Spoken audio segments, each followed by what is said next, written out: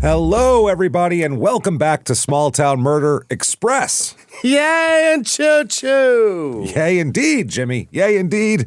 My name is James Petrogallo. I'm here with my co-host. I'm Jimmy Wisman. Thank you, folks, so much for joining us today on another insane, crazy edition of Small Town Murder Express. And it's a little bit special today because today is our 700th episode, everybody. Holy shit. 700 we've made it to, which is incredible. Thank you. We couldn't be at 700. If no one was listening, we wouldn't have done 200, never mind 700. So thank you so much for being here and listening to these. And for people who've heard all 700, man, thank you. You're incredible.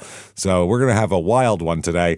Before we get to all that, though, shutupandgivememurder.com is where you get your tickets for live shows. Also, merchandise, all the merchandise you can want. But tickets for live shows. Looks like May 30th in Royal Oak has sold out. So thank you, Michigan, for doing that. We appreciate that. So the next available shows are September 18th in Milwaukee at the Pabst. Beautiful venue, great place.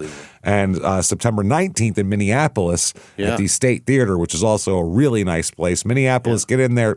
Milwaukee, you're doing really well. That is back-to-back huge venues, though. You guys sell those out, you'll make my year. Thank you so much. That would be amazing. Thank you. Then October 3rd in Dallas, October 16th and 17th in San Jose and Sacramento, and the November 13th and 14th in Terrytown, New York, and Boston. So come see a show. Shutupandgivememurder.com. Definitely do that. Listen to our other two shows, Crime and Sports and Your Stupid Opinions. Get yourself Patreon. That's the real thing here. It's a value. Anybody $5 a month or above, you're going to get everything we put out, every damn thing we put out, including as soon as you subscribe, you're going to get hundreds, almost 400 back bonus episodes you've never heard before. And you get those immediately, and then you get new ones every other week, one Crime and Sports and one Small Town Murder, and you get them all, everybody. This week is no different. For Crime and Sports this week, we are going to talk about that weird, the power team. They were on all the Christian channels. And they were these giant, jacked up, roided up lunatics that would rip a phone book in half and then go, "Thank you, Jesus!" And they were nuts. And then of course there was scandal, obviously, because that's not gonna be no scandal involved in that. It's a lot of fun. Then for Small Town Murder, it's Internet Salad time. Hey, it's back. A lot of people were disappointed we were not doing that this week, but we'll do it the next one. And anything that's happening in the world that has nothing to do with politics, because maybe you probably hear enough about that. We will we'll get into all that. Patreon.com/crime in sports is where you get all of that. Plus, on top of all that, you get everything we put out. All our shows, Crime and Sports, Your Stupid Opinion, Small Town Murder, all ad-free with your Patreon. Because we spoil you. That's right. And then also you'll get a shout-out at the end of the regular show where Jimmy will mispronounce your name even though he'd love to get it correct. So that said, I think it's time, everybody. Let's go. Sit back. Here we go. Let's clear the lungs here. Arms to the sky. Let's all shout. Shut up and give me murder. Let's do this, everybody. All right. Let's go on a trip, shall we? Now let's go. Let's go. We're going far this week. We're going to Alaska. God damn. It's been a while, so I'm like, you know what? For 700, let's go to Alaska. There are always crazy episodes up there. Because just to have the thought that I'm going to go to Alaska, that's a screwy thought right there. That's a wild place, man. It's beautiful and everything, but it's wild up there. I mean, it's not easy to live up in Alaska. So right there, you're going to get the crazy stuff. So removed. It's so remote from everything. This is in Fairbanks, Alaska, which I've actually heard of. Some of these I haven't heard of. This is in eastern Alaska. It is really in the middle of nowhere, this place. It's by itself. I mean, is this near like Denali? You hear you can see it from here, you hear Fairbanks, Anchorage, Juneau, and you think they're probably in the same general region. No. Alaska's enormous, and it's so huge. Big. Yeah. So this is about 6 hours and 15 minutes to Anchorage. It's 20 minutes to North Pole, Alaska. Wow. That's what we're talking about. And then it's about 12 hours to our last Alaska episode, Klawock, Alaska. But the 12 hours is like planes and boats, and you can't just drive there. Oh, God, it's the craziest. You got to take so many forms of transportation. It's crazy. That was episode 644, the social media mob murder. Remember that, where they killed that old man over... Fuck those people. They thought maybe he did something and spread rumors about him that were unsubstantiated. Jerks. That was rough. And that's why whenever we see like... whenever people post, like they'll post in all our groups and stuff, somebody kills like, this guy who like did this, and I'm like, calm down, everybody. Let's prove it first, and then we'll kill him. How about that? But don't just kill him ahead of time, because we don't know. Yeah, it's out the window. That was 100 years ago. That's what I mean. So this is the borough. It's not a county. It's a borough. Yeah, is Fairbanks North Star. That's the borough. Okay. Area code 907. A lot of people here, 33,018 people have found their way to this place. That's why we know about it. Median household income, $66,572. So the fuck do they do for money? Yeah. Pretty close to the national average. Median home cost, $275,600. Wow. I would think houses would be more expensive because they'd be really expensive to build there. Just to get the materials in and all of that. It has nicknames, this place. One is the Golden Heart City. Sure. And then the other one is pretty similar, Golden Heart of Alaska. Yeah, I mean, there's a lot of gold up there. A lot of gold, and that's how the place started, as we'll talk about with a little bit of history right there. Thank you. That was a perfect segue. Oh, yeah. Segues. August 1901, E.T. Barnett founded a trading post on the south bank of the Chenna River. And a gold discovery near the trading post sparked the big Fairbanks gold rush. Yeah. And that's when miners started coming here. Yeah. They had a big boom in construction. In November 1903, the area's residents voted to incorporate Fairbanks, so make it an actual place here. Barnett became the first mayor. Oh! And things went great while the gold rush was going on. Thank God for E.T. Then World War I happened. Uh-oh. And the population plunged because all those able-bodied young miners got drafted. And go away. That's it. And then it rose again, the population, during the Great Depression because the price of gold increased, so people were looking for gold. Then in the 40s and 50s, it became kind of a staging area for military depots during World War II. Oh. And then for the Cold War, too, because Alaska's close to Russia, so that was another big deal there. Yep. And then there was the discovery of the Prudhoe Bay oil field in 1968. And then that became a big part of the oil boom at that point, too. And so, that's Is Alaska the largest state? I believe it's bigger than Texas, yeah. I think that's true, right? I think that's true, yeah. Until 1940, none of the streets in Fairbanks were paved. None of them. Till when? 1940.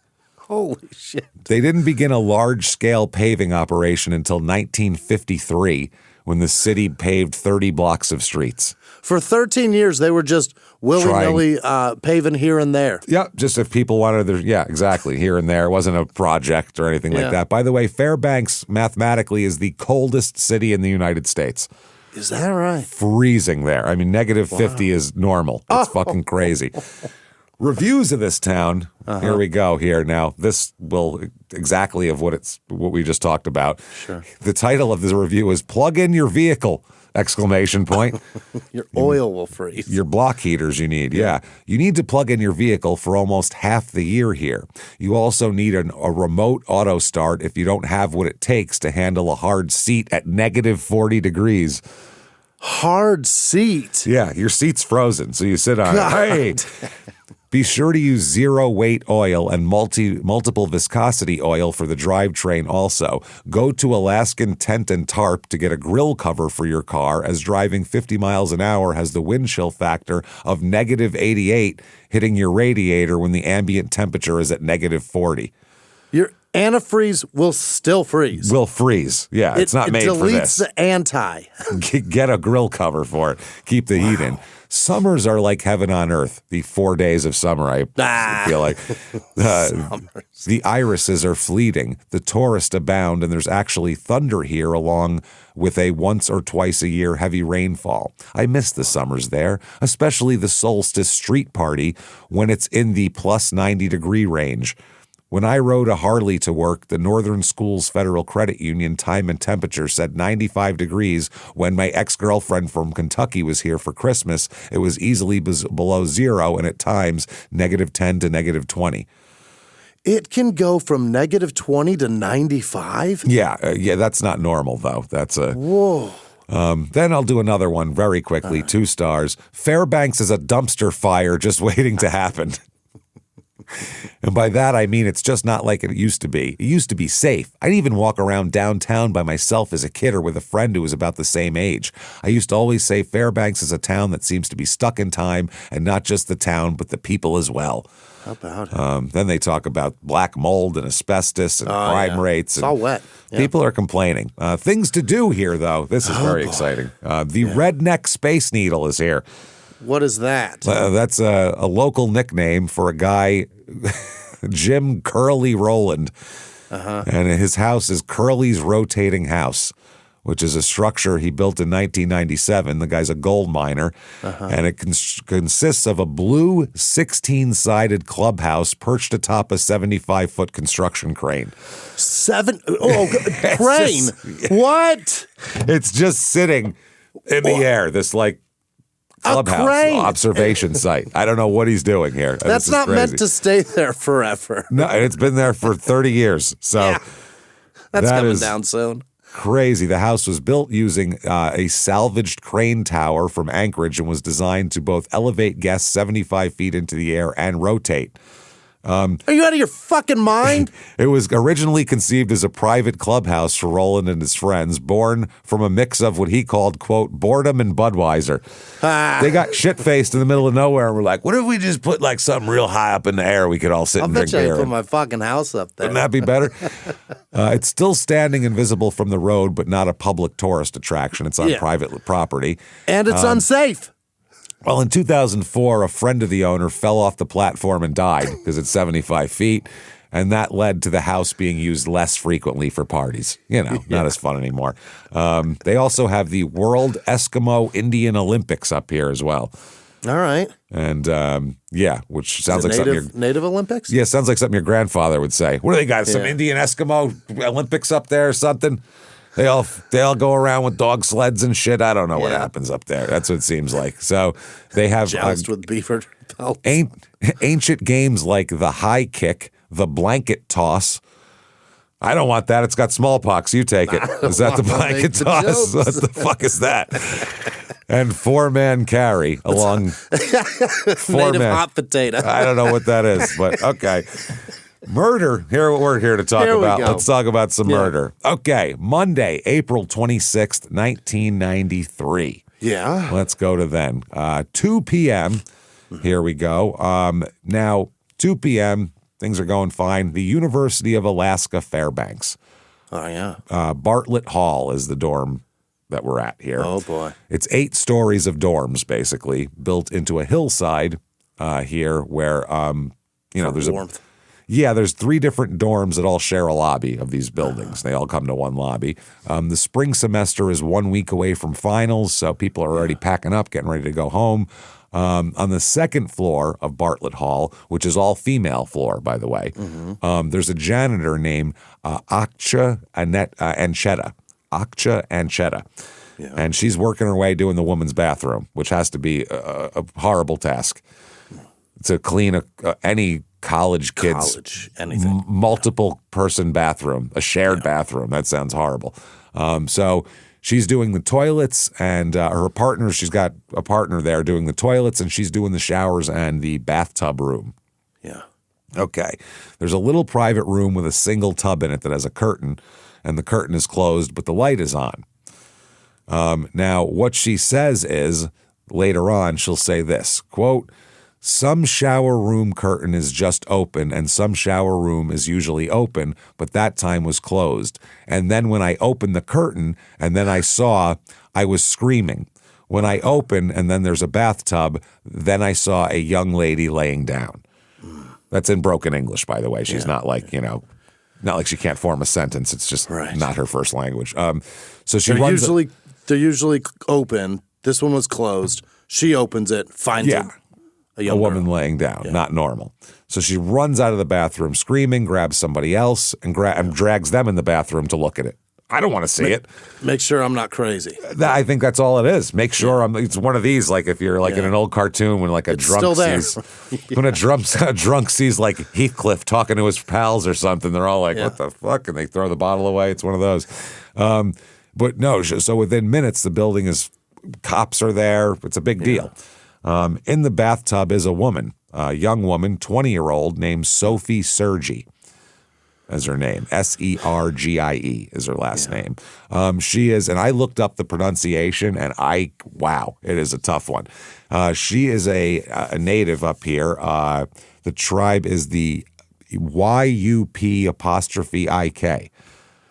But I looked it up, and it says like cupkick, but the Y is a C. I don't know. It might be a K. Yeah. So it might be cupkick or cupkick. Cupic. I'm not sure how exactly you pronounce it because I tried. I looked and I tried, and the people pronounce it differently too. Yeah. So it's really I'm fascinated difficult with the language too because it is the most indecipherable thing to us. I don't know for a white man to try to figure out. It's impressive as fuck that they can rattle it out so fast. It's such an old language. You know what I mean? So it's got a lot in there. Now, it's a 20-year-old woman. She's 20 years old, like I said. Her name's Sophie. She's been brutalized in here. I mean, absolutely brutalized. First of all, she was raped, number one, which is horrible. Then it gets worse somehow. She was stabbed in the face twice in the corner of her left eye when she was still alive. Ah, Jesus. She's also been beaten with a blunt instrument and gagged with a ligature as well. All right. So this is horrible. She's also been shocked with a stun gun. Oh. This is how many weapons does this person have on them? Honestly. This is he's got a utility belt whipping shit up. Belt. And then finally killed with a single .22 caliber round to the back of the head. So we got a gun now too. Gun too. A gun, a knife, a blunt instrument, a ligature, and a stun gun. A stun gun.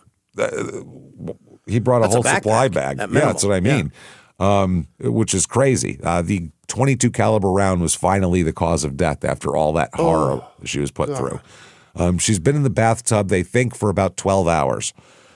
It's hard to tell. Somebody's real mad, too. That's not just a normal. It's five kinds of horrible. I mean, it's 6 if you add rape, too. I mean, that's an act, not a weapon, but still, it's horrifying. Yeah, but you think you're going to die when it's happening. It's fucked up. That's fucking horrible. So, and 12 hours, they can't really tell exactly because time of death is hard to nail down anyway. Yeah. Even now, it's hard to nail down. But when they've been in water, that doesn't help at all as well. Now, let's find out about this young lady and what happened here. Sophie Sergie is born June 4th, 1972 in Pitkas Point, Alaska. Pitkas Point is I'm going to say it wrong again, Cupkick village on the lower Yukon River. Here. They're the largest Alaska Native group, by the way. Oh, is that right? Absolutely. They've been in the region for 10,000 years. Wow. Long time. When Sophie was born, the population of her town was about 70 people. And it grew to like 250 over the years, but small little tiny place. So like University of Alaska must have seemed like a giant city to her compared to where she's from with 50 people there. Now, she helped her mother, Elena, run the household, and she helped raise her younger brother. She's real small. She's 4'9". Really? Yeah. That's small, very small, 4'9". It was for a young lady here. And everybody said that she's small, but was very personality. Gregarious, big personality and had a lot of spirit to her and shit like that. She wanted to join the Navy. That was her dream. Really? She wanted to be in the Navy, but they told her she was too short to do what she wanted to do in the Navy. Not allowed to do that. You can't load the missiles. You can't reach. No, you can't reach. And for whatever role she wanted, who knows? Yeah.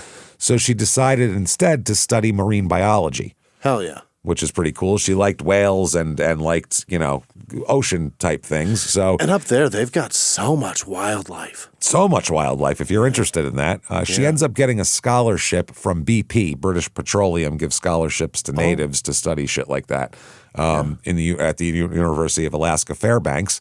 So she enrolled in 1990, and she had been out of high school for 2 years. I think she dropped out in her sophomore year and then finished or something. She's the first person in her family going to college. Yeah. And really, everybody in her 70-person village is like rooting for her as she goes because she's going to college. This is, when you have a village of 70 people and you're all from the same tribe or whatever, you're all from the same group and all that, you're going to root for people as they go. It's going to be. And as the first of a family to go, too. That's pretty impressive. Yeah. It's going to be like that in one of those old time movies when the kid's going to like play basketball at some college and all the people are at the train station waving to him and shit at the end. That's what it's like. Now, her best friend, Shirley here, Shirley Wasuli, was also from this area and worked there. And she said this. She said, "We were so afraid of failing. We had to make sure we got through school because otherwise our future was home. Our future was in a 70-person fucking town in the middle of nowhere." Yeah. Mm-hmm. She said, not that home was a bad place, but we had hopes and dreams and we wanted to do things. Right. Understandable. Sophie did very well academically. Her native studies professor at UAF said she always had questions. She always wanted to learn more after class. Yeah. December of 1992, she's a sophomore in college and she got braces. Yeah. Needed braces, wanted them for a long time and finally got them. 20 years old, ready to do it. Yeah, and they're expensive too. Yeah. So she ended up taking the spring 93 semester off to work to pay for her braces. Mm-hmm. She went home. She had 2 jobs, working as a teacher's aide at the Pitkas Point School and worked as a clerk in nearby St. Mary's as well, so she could pay for the orthodontics. Now, braces need adjusting all the time, so periodically she had to fly back to Fairbanks because that's the only way to get there. God. She had to fly to Fairbanks to get her braces adjusted. Yeah, it's over 500 miles from her town to Fairbanks. Yeah, it's in a small, tiny, one of those little weird planes. 500 miles for an orthodontist appointment. And then back. That's crazy. But that's how you do. If you live in rural Alaska, you have to fly to get places. You want straight teeth. All there is to it. So she would fly to Fairbanks, take a cab to the college, stay with her friend Shirley at Bartlett Hall. And Shirley had a single room on the second floor, and Shirley would hand Sophie her keys, and Shirley would go to her boyfriend's there, and Sophie would walk to the orthodontist the next morning and then get her flight home. Sure. That was the routine. So that's what's going on in 93. In April of 93. She flew in on April 23rd. She flew from Pitkas Point to Alaska. Before leaving Pitkas Point, she stopped at a local store and bought her 3-year-old brother a crappy kite. Yeah. That he was thinking it was a crappy kite. And she said, though, if you behave while I'm gone, I'll get you a better one when I get back. Oh, nice. Which you can really put that on a kid, too, and that'll hang over them. All weekend. You could go, you want that kite? And they'll go, oh, God, I'm sorry. Like, they're really, you can torture a kid with a new prospect of a new kite. You better follow up. Yeah. Oh, you got to get the kid a kite if he was good. You better follow up. If I'm good, you better follow up. Because if I'm, what's the point? Yeah. So they all laughed about it and had a good time there. She stayed Friday night with a family friend in Anchorage. And then on April 24th, she flew to Fairbanks. All right. That's how it worked. Her scheduled appointment was Monday morning, April 26th at 10 a.m. Sure. Now, Sunday, April 25th in the afternoon, Elena, her mom, was in Anchorage here. Sophie was in Fairbanks, and they were on the phone, and they talked about 4 o'clock on that April 25th on Sunday. And her mom, Elena, said, we were laughing about it. That was the last time I talked to her late Sunday, and we were talking about that kite. So I guess the kid kept talking about the kite. Yeah. So he was like, you better be getting that kid a kite when you get back here. He wants a material one. This plastic one sucks. Yeah, this thing doesn't work for shit. They had that terrible paper grommet that you had to put on the plastic. Awful. They always tore. Because it had to be a little breezy, but not too windy, or it would explode in the wind. Fold that motherfucker in half. Fold it, rip it apart. Yeah, so it was like a very small window of wind. Crossbar 2 blocks away. Well, then it just falls to the ground after it rips. Yeah. And you go, oh, man. What the fuck? There it is. So now, also on this Sunday, final exams are a week away. Like we said, now she's found on Monday afternoon. So, people are doing shit, getting ready for finals, studying. Sophie spends the day with her friends. Her former roommate, Jolene, and her friend Eric said that they all drove out to a movie, and then they went up to Murphy Dome to watch the sunset. Sick. It's a spot outside Fairbanks, and from that spot, from the top, you can see Denali. Amazing. Pretty goddamn beautiful, yeah. So while they're there at Murphy Dome, Eric takes a picture of Sophie. She's wearing blue U.S. Navy sweatpants and a multicolored sweatshirt with a hood, and she's got a dark jacket that zips up there. Sure. And she looks real happy, arms flung open, whatever. She's having fun, laughing. They're taking pictures. Then they head back to the dorm. Sophie runs into another friend, Joanne Sundown, who knows her. And Joanne said Sophie came to her room that day on Saturday, and they sat together and looked through the college catalog, picking out classes for fall, because Sophie was planning on being back in school in the fall. Yeah. So she was just, getting her shit together here. So Sunday night around 11, we know she was outside of Hess Commons. There's a photo from her. So we know she was there alive and well that night. She's wearing a brightly striped sweater, smoking a cigarette, talking to a bunch of kids. Sure. One friend said she was dancing with joy. She was just having a good time. Around midnight, Sophie and Shirley went back inside Shirley's second-floor room. Shirley's boyfriend Noah came over. They ordered a pizza, and they sat on the dorm room floor and ate pizza, which is such a 20-year-old thing to do. Yeah. You put the pizza on the floor, you sit there, legs crossed, cross-legged, crisscross applesauce, eating slices of pizza. It's fantastic. Can't sit there long enough to eat a slice of pizza like that anymore. We'd have to help Jimmy up off the carpet. That would be the problem. You can do it, but then I can't feel the feet. I can't feel the feet. You wouldn't just pop up though. You'd do a thing where you go to your knees first, and then you're like, "Oh Jesus Christ!" Stretch your back out. Wiggle my toes. Yeah, get some circulation. I can't feel them. No shit. That's funny. So they watched a movie after the pizza. After the movie, Shirley said goodnight and went to Noah's, and left Sophie in her room. Got it. Yeah. And as Shirley's leaving, Sophie said she wanted a cigarette. She was going to go out and smoke a cigarette real quick.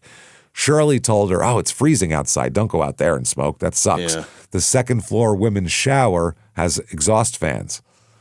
Oh. For the humidity there. So she said that's people smoking there all the time. Just hold the cigarette up by the exhaust fans. No one will ever know the difference. Okay. So, yeah, do one of those. So Shirley said she walked out of Bartlett Hall to go meet Noah, and on the way, she passed a young man on the second floor. She made eye contact with him. She didn't know him. Yeah. Some random young man. Now, at approximately 1:30 a.m., in the bathroom on the west side of the building, a senior named Jennifer Roy was taking a shower. She had an exam the next morning, and she was studying. She wanted to wake herself up, basically. She was getting tired. So the 2 second-floor bathrooms share a common wall. So we know where we are. She's on the west side. The other bathroom, the one with the tub, is on the east side. Yeah. So that's how it works. She said she heard something through the wall. She said because it was the middle of the night, it was quiet. Then all of a sudden, I heard someone enter into the bathroom on the other side and then enter into the bathtub room. She said she didn't hear voices, didn't hear shouting, didn't hear struggling, didn't hear a gunshot, just heard someone come in there, which was probably Sophie coming in to smoke. So that's how that goes. Now, students also, back at the scene of where this happened in this bathroom, students have been walking into the bathroom all morning, brushing their teeth. They're all 15 feet away from her dead in a tub. Nobody notices. They took showers in the open room next door. Nobody opened the tub curtain ever all morning. Oh, my God. You know how many fucking kids were in there? Dozens of kids were in there. None of them opened the tub curtain to find this poor girl. Is that thoughtful to somebody's in there, leave them be? I think if you see a closed curtain, you just think someone must be in there and you don't think about it. Because you'd go in there, brush your teeth, and leave. It's not like you'd stay in there for 2 hours and go, how come that person hasn't come out? Right. In the 10 minutes you're there, they were in the tub. I don't know. So it makes sense, I guess. So Battalion Chief Mitch Flynn from the fire department arrives, and he says this: "When I came in, I first saw my medic and one of the other medics in there. And when I went into the bathroom, looked to the right, then there was a body sat in a position with the knees up in the bathtub.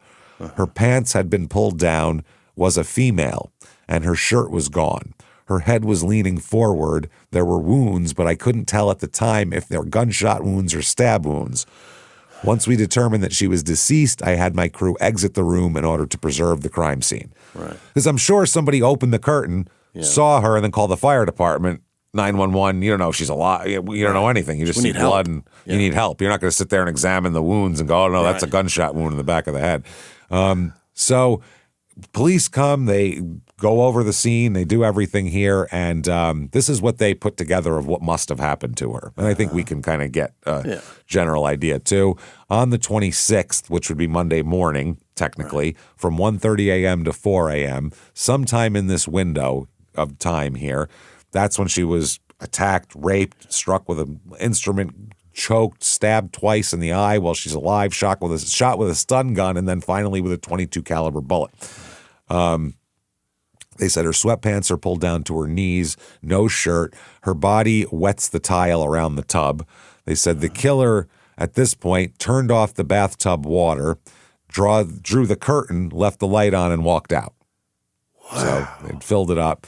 Now, another witness named Vanessa Allen, who was a freshman, was in the bathroom on the east side, the one we talked about here, and she said she remembered feeling uneasy. She said it was a bathtub area and it had a door. And I remembered the door was closed and the light was on, and that light is never on. Mm-hmm. Not a lot of people are taking luxurious baths at college. You know what I mean? It would just be weird. You're going in and you're fucking taking a shower quick and going back to your room. In a shared bathroom. Lighting candles and putting rose petals in there. That's I'm having bizarre. a night. I'm having, hold on, where's my vibrator? Anybody? Right. It's not happening. Most girls get in there to clean everything off of them from their puke night. I'm not going to soak in that. No, fuck no. She also remembers while she was showering hearing a rustling sound through the wall, but she didn't know what the hell people were doing. People could have been fucking in there or something. Sure. It's college. Who knows? You mind your business, I would think. Now, another witness, a woman who was in the second floor east bathroom in the early hours that day, also said she saw a man leaving the bathtub area of the bathroom. Oh, that's what we're looking for here, because it's an all-girls floor. So she described him as a white man with a darker complexion, about 5'8", with black hair, wearing a gray T-shirt. Okay. We'll find out. This fits a student around here pretty to the T, a guy named Kenneth Moto, M-O-T-O. So remember that name. Fits him. The description fits him perfectly. All right. So the morning, again, comes at 9 a.m. This is before Sophie is found. Shirley walked back to her dorm room from Noah's. The door's unlocked. The lights are on. The TV is on. The bed's still made. Sophie's stuff is still in the room, but she's not. She hasn't come again. Okay. And they know she's got like an orthodontist appointment at 10, so they assume she's in the shower. And she's going to come back and, she probably woke up, put all the lights on and stuff, and then went and took a shower, and she's going to come back. So Shirley said she was a little annoyed that Sophie left the door unlocked. Yeah. She's a little like, dude, don't leave my door unlocked. So she walked to the second floor bathroom and heard voices from inside one of the showers. She heard a voice coming. So she called out asking, is Sophie in here? And someone yelled out, yeah, I'm here. Oh. So she assumed, okay, that's Sophie. Now, Sophie's already dead, but I don't know if it's someone else named Sophie, or just with this shower water, you just hear, I'm in here, and you go, yeah, I'm in here. Like, is anyone in here? Yeah, I'm in here. You know what I mean? But that's what it was. Yeah, I'm in here. Nobody. You got water in your ears and all that. You just hear, yeah, I'm here. Yeah, I'm in here. Nobody would hear their name and say, yeah, I'm in here, right? You would say, what? Or, what? Yeah. Just an interesting reply. So Shirley leaves the dorm and goes about her day, considering Sophie's in the shower. Shirley's going to go to her orthodontist appointment. Now, Sophie misses her orthodontist appointment, obviously. At 2 p.m., the janitor finds her and screams, does all that. Now, that evening, Don Foley, who is the UAF Director of Residence Life, gets a call from the director of Bartlett Hall telling him there's a major emergency in the dorm. Right. So they convene a big meeting of all the residents and tell them what happened, of all the kids, and kids freak the fuck out. I mean, as you can imagine. It's horrifying. So the state crime lab in Anchorage flies a team of criminologists to Fairbanks that evening. Wow. Because they don't have all this shit. It's a small town. I mean, 30,000 people, decent size, but you don't have all the all the major city forensics type of things going on here. And a small young girl murdered in a shower. We send the fucking college. cavalry. Yeah, and been raped, and this is horrible. Yeah. So I guess the main investigator here, lead criminologist, is James Russell Wolfe, which is a cool name for a criminologist. Dick Wolf is the executive producer of. That's so rad. Well, you're in Alaska. Your name's Wolf. That's pretty cool. There's a lot of wolves up there. He might be native too. Possibly. So he said, my first impression was that it just seemed very clean for a crime scene where blood was shed. Yeah. The area. He said the bathtub itself was dry. The tile around it was dry. Sophie's body was wet to the touch. And a trooper assigned to the case the same day said that her body felt damp even though the tub was bone dry. So they were saying either she had been wet and the tub had been drained, or she had been put back into the tub after being washed somewhere else. Which I don't know why you'd wash her somewhere else if you're in a bathtub. Yeah. That wouldn't make sense. So they collect physical evidence. There's a decent amount of physical evidence. And this is 93. Yeah. So this is pre, DNA being known by everyone and everyone's an expert. So they collect hairs from her body and the bathtub area, including pubic hairs. Oh. Now, this is a college bathroom as well. So you're going to find hairs and pubic hairs. And the amount of pubes in there's got to be outrageous.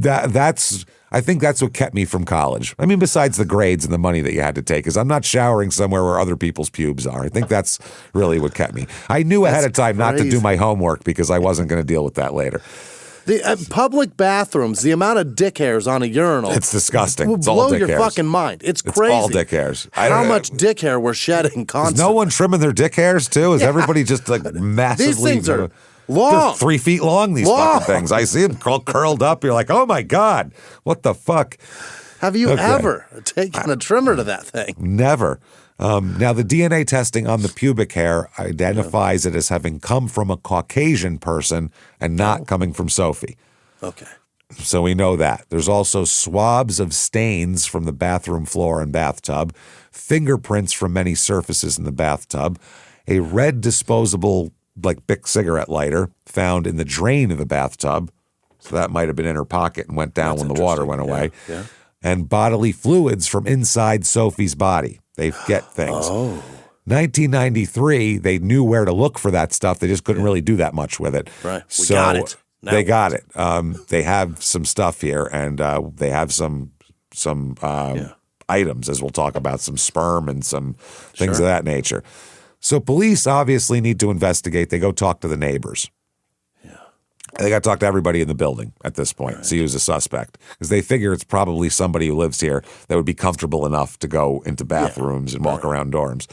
So 3 floors above the bathroom in a 3rd floor dorm is an 18-year-old freshman from Auburn, Maine, named Stephen Harris Downs. That's a long trip. Yeah. He's from Maine. He went to Edward Little High School in Auburn. Wow. And he's just some kid from Maine. And he decided he wanted to go to Alaska, which is just very weird. He moved into Bartlett Hall. He had a roommate named Nicholas Dazer with a D, D-A-Z-E-R. Now, Dazer's also a campus security guard. Oh. He was one of the people who was told to help keep shit together and keep people away from the bathroom and all that kind of thing after the body was found here. He guarded a stairwell while people were doing that shit upstairs. Now, they met while they were both moving boxes in and met each other and got along, and they both play music and they study together and party and hang out and all that kind of shit. Dazer would say, I've always considered him a good friend, meaning Stephen, probably in Fairbanks at that time, my best friend. Wow. Now, Stephen Downs has a girlfriend. Her name's Catherine. She's an upperclassman, older than him even. How about that? Is doing very well. He spends some nights in her room, some nights, in his room.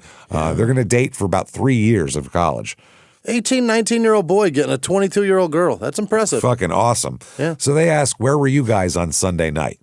Stephen said, well, I was with my girlfriend, Catherine, on the 4th floor.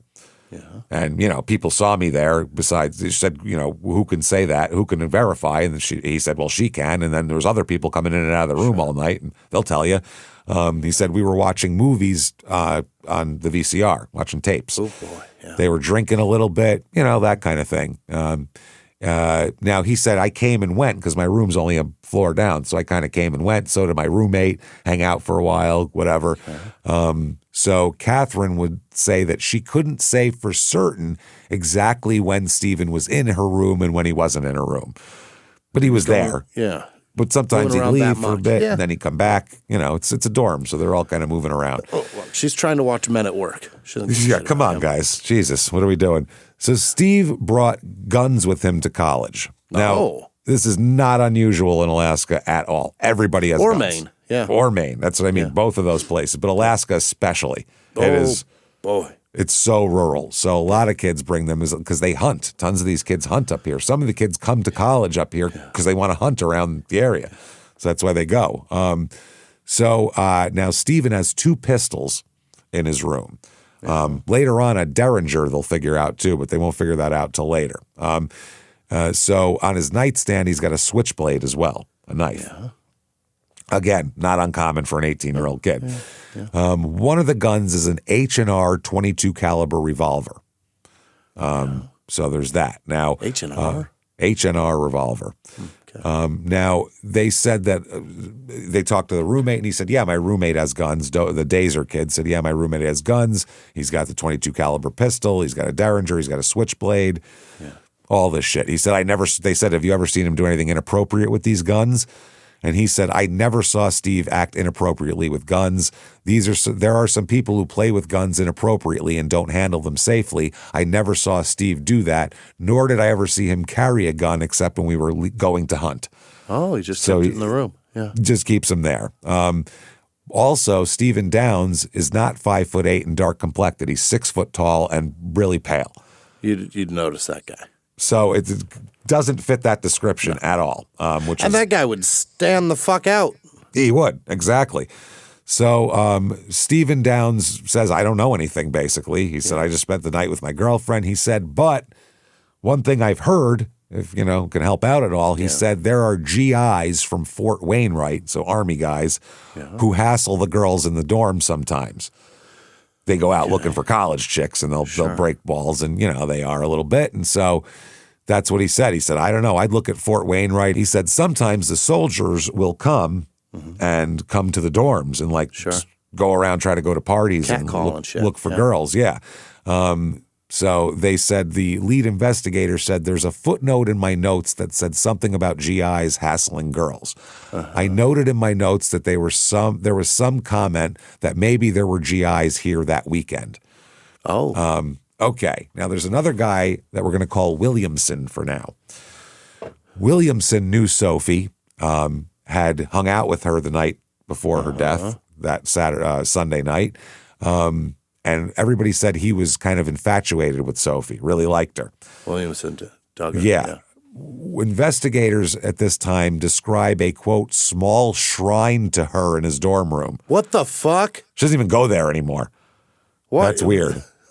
He also has zero alibi for the night of this murder. And when investigators question him, his very first words are, first of all, I didn't do it. Which is not great. At one point, they consider him the prime suspect. They interview him 5-6 times. Yeah. He told them he had dropped a gift off for Sophie that night in Shirley's dorm room. And Shirley said, I don't remember that happening at all. So he's lying. Put himself there. Put himself there, has no alibi, has a small shrine, and lied about where he was around that. The shrine is real important, though. That's real weird. Yeah. So over the next couple days, the kids freaked out. By the next morning, basically half the female students moved out. Yeah. Not safe. Too. Yeah. Not safe at all, the way they're thinking about it. Shirley, her roommate, by the way, at the memorial said, it's important to know how much Sophie enjoyed life. Don't be bitter. We should continue to pray for the person who took Sophie away from us. Yeah. Which is pretty goddamn nice. Magnanimous. Yeah. If you want to be all Christian-y, that's the way you do it, by the way. That's how it's supposed to be done. So The next fall, they beefed up security. You had to have a card to get in, like a card to buzz you in. Yeah. They added cameras. They changed all the security the next year. Yeah. So the investigation goes on here, and they interview over 500 people in this investigation. Whew. They tried to talk to every resident of Bartlett Hall, every guest. They focus on the second floor. They focus also on the male residents of the building. Mm-hmm. The lieutenant here said later on, it's been one of the larger mysteries. This is a true whodunit. I hate that. That's rough. Now, the leads, who do they have? Well, they have Kenneth Moto. Remember him, the guy who fits the description? A female student saw a guy who fits his description perfectly leaving the second floor east bathroom in the early morning hours of April 26th. Leaving the bathroom early? That bathroom. That's not good. She described him as 5'8", white but dark complected with black hair, wearing a gray shirt, which is exactly the description of the other person got. So they interview him. The day he was interviewed, he was still wearing a gray shirt, and he matched all the description, but he said he didn't do it, so they really didn't have any evidence. Now, they never find a murder weapon. They never find a knife that matches up. They never find the .22 that matches up to this. Or the stun gun? Or the stun gun. Wow. The forensics here, they made dozens of slides from the autopsy, and they found sperm on 3 of the slides from the swabs. The case goes cold. Despite having all these leads, a guy the same description, leaving all this cold case, okay? Nothing happens. They put up a reward for $20,000. Nobody claims it. Wow. Nothing happens. Mm-hmm. So Sophie's mother, Elena, files a $4 million wrongful death lawsuit against the University of Alaska in 1995. It alleges that the university's lax dorm security allowed her daughter to be killed. The state would settle that lawsuit. Oh. But they say that the civil suit forced the Alaska State Troopers to release all the information about the ongoing case, which basically said now whoever did it can find out exactly what the police know. Sure. At that point. So that's not a good deal. Now, 1996, the lead investigator flies to another place, Kotzebue, and interviewed Kenneth Moto again. Moto agrees to provide a DNA sample. This is 96. Yeah. He gave them the swab, and he said, quote, I volunteered because I want to help in any way I can, because if she's Native, we can't have that happening to Native people, is what Kenneth said, because he's a same guy, same deal. So 1999 comes around. God dang. The person who did the forensics on it, did the slides and the samples and all that, at a colleague's suggestion said, why don't you go back and look through it again? You know, fresh eyes. You know what I mean? Yeah. So she looked and she found sperm on more slides. God, she looked closer. She said sometimes when you look harder, you find things you missed the first time. Yeah. Which is true. They also test Moto's DNA, and he has found the semen does not match her. Doesn't match anything? Doesn't match Kenneth Moto at all. Huh. The guy who fits the description. Plus, you'd think that if you just leave in the bathroom after that shit, you're going to have some blood on you. It'll be obvious. Something, you would imagine. Yeah. They test 15 other men's DNA. Oh? 15 of them. None of them matches. Huh. Nothing. Year 2000, the Alaska Crime Lab now has a full DNA profile from the semen recovered from the body. They run it through CODIS, though. It doesn't match anybody. Nothing. It's nobody they have on file yet. The guy that did this shit isn't even in CODIS. Isn't that crazy? It's horrifying. No other crimes, nothing. Horrifying. So 2003, here is a quote from the Alaska Assistant Attorney General. Yeah. He says, as the years went by, additional suspects were explored and DNA samples were collected, but all the potential suspects were eliminated as the source of the unidentified DNA. By the end of 2003, the investigation had gone dormant. Damn it. 2007, Alaska State Troopers reopened the cold case. And an outside... So almost 15 years later. Yeah. So, yeah. Now, the Alaska... From this, outside forensic examiners that they hire to bring in conclude that the second floor bathtub was probably not the murder scene. Probably, right. Probably brought her there, put her in, turned the water on to wash his, what he thought was wash his, whatever he had away. Didn't know about sperm and DNA. It gets up inside you and all that kind of thing. So, but they theorize she was killed somewhere else and moved to the tub.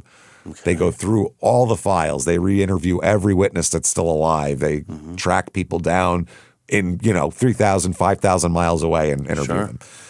2009. Unbelievable. Still out there.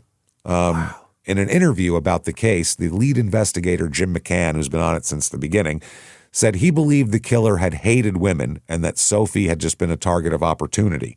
Okay. And they get a forensic psychologist also who says that whoever did this had done it before and probably did it again afterwards. Have to. This is not something you do once and walk away. Right. 2010, 2 cold case investigators go to Oregon to interview Nicholas Dazer again. Remember him? Right. Yeah. Stephen Downs was his roommate, the guy with the guns. Dazer was a security guard at the time. Yeah. At this time, when they interview him in 2010, he's an attorney. Oh. They ask him about Stephen Downs again. They ask him about his guns, and he said, yes, he had a .22 in the dorm, a Derringer, and a switchblade on the nightstand. Okay. They asked him if Dazer had ever owned a gun himself, and he said no, not at the dorm. Right. They asked him about a separate incident in his security guard career. He'd been fired from the job at UAF for keeping a firearm in his dorm room. What about that? He said, well, the gun in question wasn't a .22. He said the gun, the .22 in their dorm room was Steve's gun, not mine. Okay. But he had another gun and he just lied about it, which is not great. Not good. I guess they asked him if he had a .22.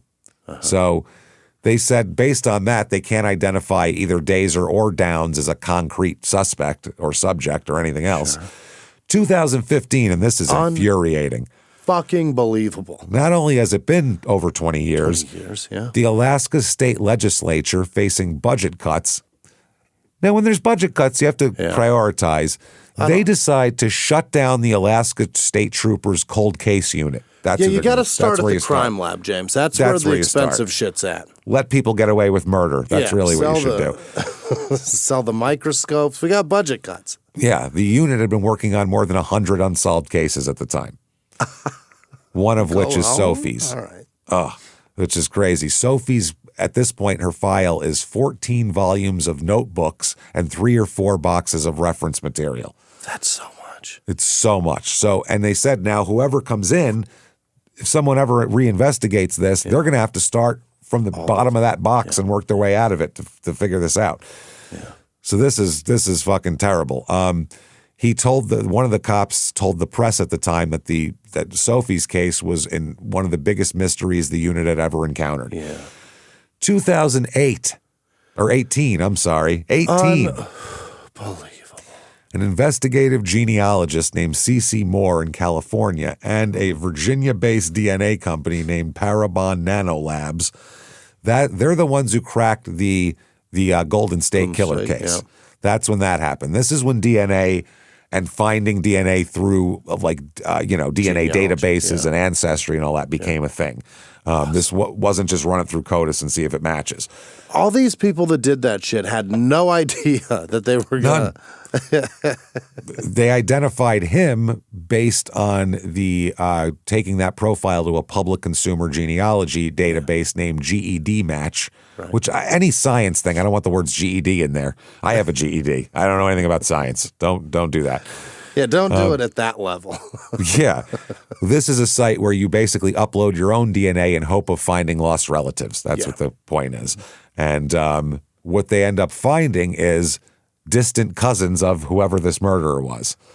Distant cousins of this murderer tried to find their family. Absolutely. So in 2018, there's a new investigator named Randy McFerrin of the state troopers. He's been working cold cases a long time. He had a sealed sample of semen from Sophie's body. Say that 5 times fast. Never mind she sells seashells. How about he has sealed samples of semen from Sophie's body? That's much harder. Yeah. Sealed samples of semen from Sophie's body. Sealed samples of semen from Sophie's body. Kids, try that. It'll help you allocate. Sealed and delivered. It's very nice. And he had a full DNA profile with no match. Now, he sent this sample to the Parabon Nanolabs in Virginia and asked him to run it against GED Match, and he waited. Because that's how they found the Golden State Killer was through the cousins. On December 18th, 2018, the forensic genealogist filed a report. The DNA from Sophie's body shared 23% of its profile with a woman who had voluntarily uploaded her own DNA to GED Match as a hobby, just to find people. That is real close. That's 23% is a good chunk. Yeah. Oh boy, she shares a fourth of her DNA with a murderer. So yeah, they said the match was strong enough and is roughly the genetic distance of an aunt or a grandparent. So in a Maine right family, now, this isn't a fourth cousin or anything. Yeah, she's had a piece of a turkey with this person. Yeah, so they said the genealogist then could build out a family tree from this. The woman lived in Maine. The family tree shows she's the aunt of Stephen Harris Downs. Uh-oh. Remember him? Yeah. He'd been a freshman. We know who he is. They interviewed him. So they were like, who? And they went back through the files and they're like, oh, yeah, we interviewed him. He was spent the night with his girlfriend in and out. He was only interviewed once that night in his dorm room, and he's the guy who said maybe the GIs from Fort Wainwright. So they're like, fuck, what do we do now? They said through the process of elimination, the lab determined that the known relative to the DNA profile only had one possible second-degree relationship, her nephew, Stephen H. Downs. Downs has no previous arrests at all. What? None. His DNA has never been uploaded to the national database. They said so the sample had never been compared to his. So what has he been doing? Where's he been? If he's the murderer. Well, he finished his freshman year. Went home a week after the murder, went to Maine, came back in the fall, moved in with his girlfriend in a cabin off campus. Oh my God. Stayed close with Nicholas Dazer, would target shoot and hunt, and then he graduated. In 1998, he was a groomsman at Nicholas Dazer's wedding in Portland, Oregon, his roommate. So there's that. He went on to graduate for a graduate degree in nursing. Returned to Maine in 2003 to live there permanently, started working as a registered nurse, first licensed in July 2011, according to the nursing board records. He took a job at a place called Harris House in Livermore Falls, Maine, which is a 12-bed intermediate care facility for adults with intellectual and developmental disabilities. Which is normally people that work there, you go, Jesus, you got to be an angel to work there. Has anybody there died questionably? Well, he took care of vulnerable people. That was his job. Wow. He's fired in 2011. Yeah. For a totality, or 2016, for a totality of substandard performance, including multiple medication errors. He documented doses he hadn't actually given, which means he was probably selling them. Taking it, yeah. He poured medications into unlabeled cups. He gave a pill to a patient too early. 2 female coworkers, 2 months apart, filed formal complaints saying that Stephen Downs had made comments to them on the job that made them uncomfortable. Yeah. After the first complaint, he apologized. After the second, he denied it. A certified nursing assistant who worked under him at Harris House named Kelly Ellingwood also said that that Downs would sometimes hit on the younger CNAs. Yeah. She said she remembered a quote, I always felt uncomfortable having to go to him for things and being around him. Okay. In 2017, he signed a consent agreement with the Maine Board of Nursing. He took a course called Professional Boundaries in Nursing and kept his license. He took a new job at the Marshwood Center, worked there from 2017 to 18, where the complaints continued to mount. This is a man in his 40s who needs a professional boundaries class. A class. Oh, I shouldn't. So I shouldn't do that to 20-year-olds who just started working under me. They also said that somebody in 2009 filed an incident report against him also. Yeah. The report described an incident in which Downs had hurt a female resident while treating her wound and made condescending comments to her. The resident said that afterwards she was afraid to report him because she didn't think anyone would believe her. Right. She said, I believe it's also important to mention I've never seen or heard him treat males this way. Only females he has power over. Another resident there said that basically they asked for another nurse to be in the room when Stephen was around treating him. They said that she was scared of him and that this resident said that basically Downs said, no one will believe you over me. That'll think. Okay. And another resident said, I didn't like even being in the same room as him because I felt weird being around him. How about it? By the way, in 2015, he bought an H&R 22 caliber revolver from a private seller in Maine. Same gun as the one he had before. Yeah. Okay. February 2019, the investigators fly to Maine. They meet with the Maine State Police Unsolved Homicide Unit.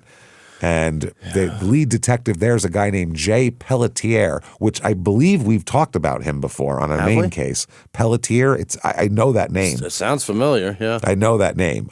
They coordinated with the Auburn City Police. They get a warrant to surveil Stephen Downs' house. Okay.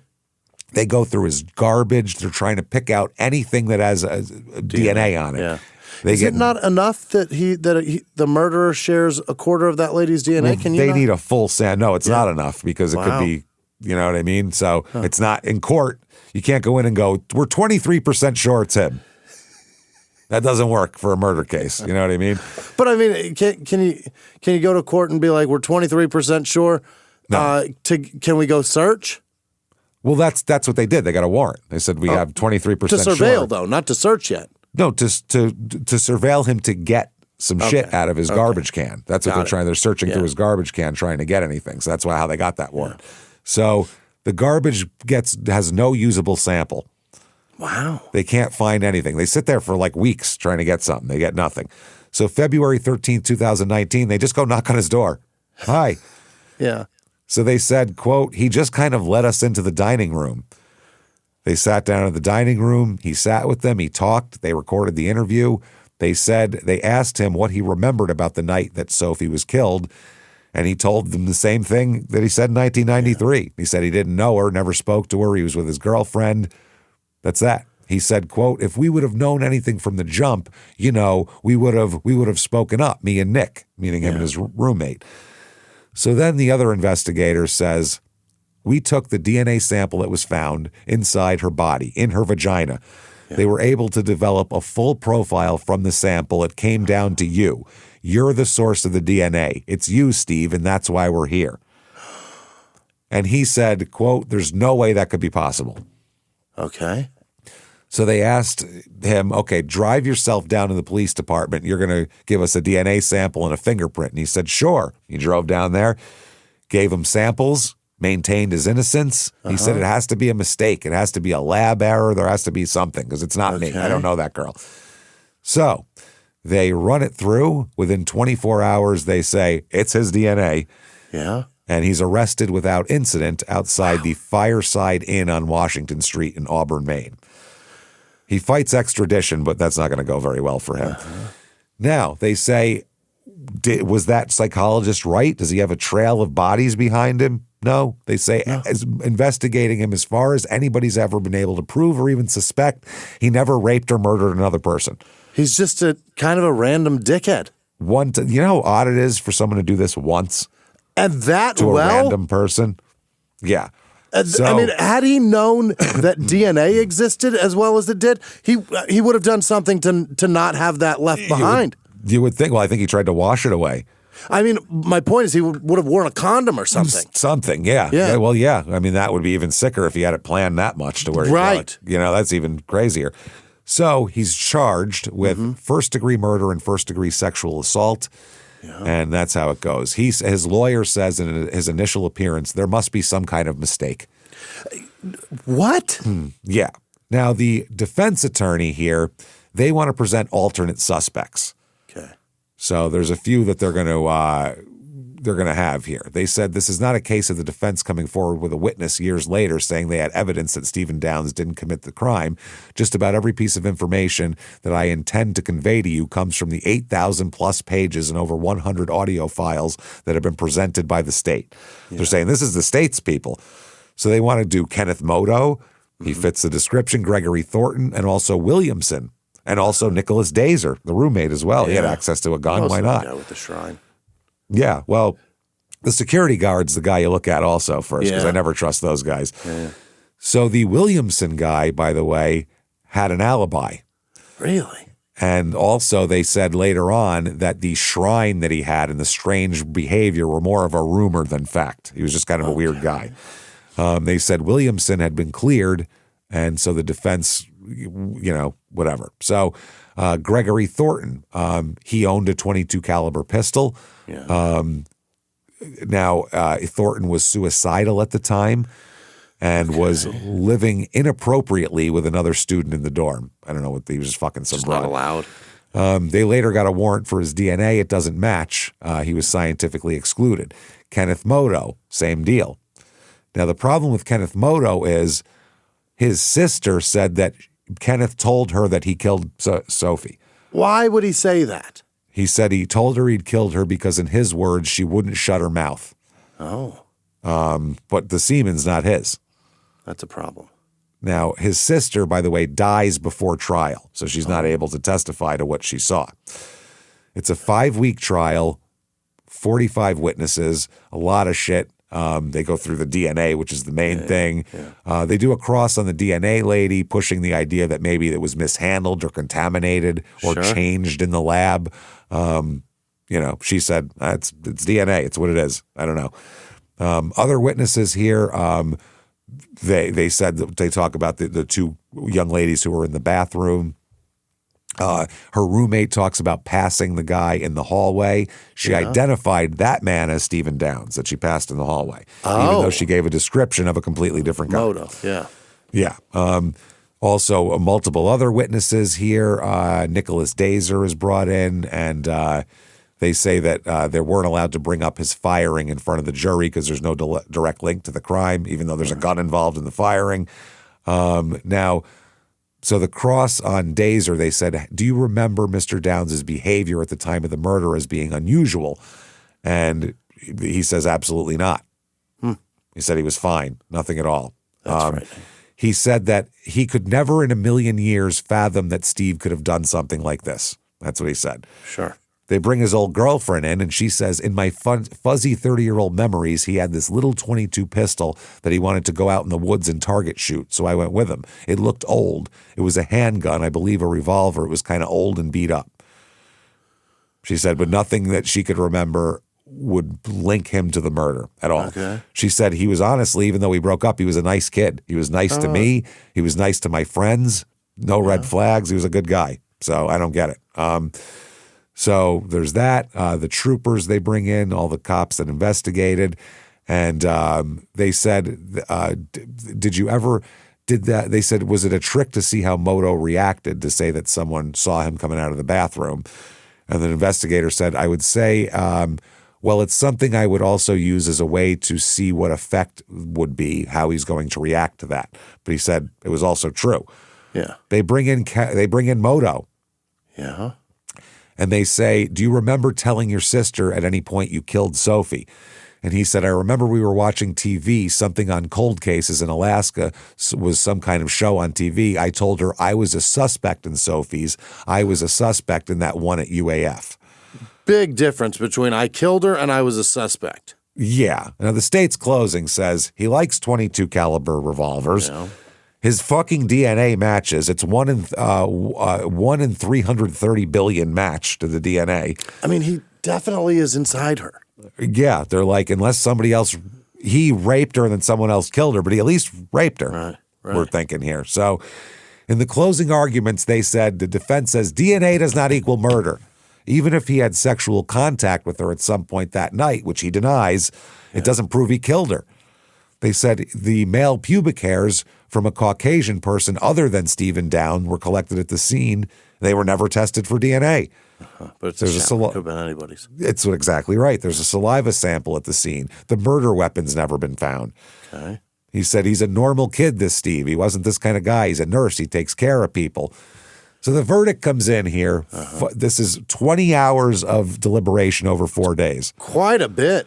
That is a lot. They find him. What do you think is going to happen here? That's guilty. That's DNA, man. Guilty of first-degree murder. Yeah. First-degree sexual assault as well. Yeah. He denies that he ever was in contact with her. That's it. If he said, impossible. I had a little affair with that girl, I don't want my girlfriend to know about it, that would have been different. Sophie's brother Alex said, with the DNA, I'm pretty sure it's the right guy. Nowadays, DNA won't lie to you. Right. So in sentencing, the prosecution asks for 99 years, with 20 suspended. So a hard 79 years, they said. Ooh. Then they asked for an 8-year mandatory sentence on the sexual assault to run consecutively for a total of 87 years. In Alaska. The defense asked for 50 years suspended to 30, with the sexual assault count running concurrently. He said that the lower number would allow Mr. Downs to hug his parents again in his lifetime. Yeesh. Stephen declines to make a statement at sentencing. Uh-oh. The judge says Mr. Downs' life goal, according to his legal counsel, is to hope to one day hug his parents again. Since April of 93, Miss Sergi hasn't been able to hug anyone. No one's been able to hug her. No one will ever hug her again. That's a tremendous impact. There's really no higher impact than raping and murdering someone. Yeah. That's plain English, I would say. You, sir, may fuck off. Sentences him to 67 years in prison for the murder and 8 years for the sexual assault to run consecutively for 75 years in total. He would be eligible for discretionary parole after 25 years around the age of 73. Eesh. So, yeah, he appeals for a warrantless search of Stephen Downs' family DNA on a match and all that kind of shit. It's all ticky-tack shit. Forget me on DNA. Yeah, so that is actually going through the courts yet. It's been 2 years, but they have not rendered a decision yet. Okay. So we're waiting on that. I think it's going to be affirmed, let's just say. I think he's here. in trouble, man. And that is Fairbanks, Alaska, and a crazy goddamn story, I would say. That is It's fucking unbelievable bonkers. what that shit has done to change the course of investigations now. Oh, it's but everything. Without DNA, you're in so much trouble. There was nothing. You can't solve anything without DNA. You can't do anything. Unless somebody saw them there or their Right. fingerprints are on something, you're fucked. So Now with touch there you DNA, go. can you investigate and just hand them something and take it back? And Some things, yeah, they can get that off of. But to get a really good sample, they still want like get them something after like a pickleball match or something? Rex Uerman pizza crust bite or some shit. You know what I mean? So anyway, if you enjoy the show and enjoy it all the time, get on whatever app you're listening on. Give us 5 stars. Give a thumbs up on Netflix. Do whatever you got to do. It helps the show. So thank you for doing that. Definitely follow on social media at Small Town Murder on Instagram, at Small Town Pod on Facebook. Shut up and give me murder.com is where you get everything related to the show and the other 2 shows we do, Crime and Sports and Your Stupid Opinions. Get your tickets for Small Town Murder live shows. Royal Oak is sold out, everybody, Sold out. for May 30th. Thank you for that. September 18th, Milwaukee. September 19th, Minneapolis. Both beautiful venues. Milwaukee, those tickets are getting pretty close. So get Real those thin, tickets now. And Minneapolis, get your shit together. Get those tickets Let's now. Dallas, San Jose, Sacramento in September. And then in November, Terrytown and Boston. Shut up and give me murder.com.